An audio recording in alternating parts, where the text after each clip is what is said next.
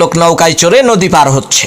এমন সময় সেই লোকটি নৌকার মাঝিকে প্রশ্ন করলো, ভাই তুমি যে নদীর মধ্যে নৌকা চালাও, তোমার কি ভয় করে না? শুনেছি নৌকা ডুবে নাকি মানুষ মরে। তখন মাঝি বলল, ভাই আপনি ঠিকই শুনেছেন, আমার বাপ দাদাও নৌকা চালাইতো।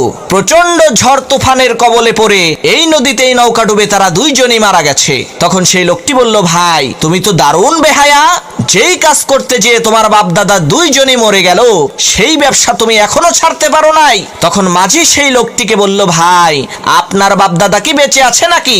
তখন সেই লোকটি বলল, না ভাই আমার বাপ দাদা দুইজনই মারা গেছে। মাঝি বলল, কিভাবে মরলো? তখন লোকটি বলল, ভাই আমার বাপ দাদা দুইজনই ঘরের মধ্যে বিছানায় চিত হয়ে শুয়ে আরামসে মারা গেছে। তখন মাঝি বলল, ভাই আপনার বাপ দাদা যেই ঘরটিতে থাকতো সেই ঘরটি কি এখন খালি পড়ে আছে নাকি? তখন সেই লোকটি মাঝিকে বলল, কি বোকার মতো কথা বলেন, খালি পড়ে থাকবে কেন? সেই ঘরে তো এখন আমি থাকি। তখন মাঝি বলল, আরে ভাই আপনিও তো বেহায়া কম না, যেই ঘরের মধ্যে আপনার বাপ দাদা দুইজনই মারা গেল সেই ঘরটাও তো আপনি এখনো ছাড়তে পারেন নাই।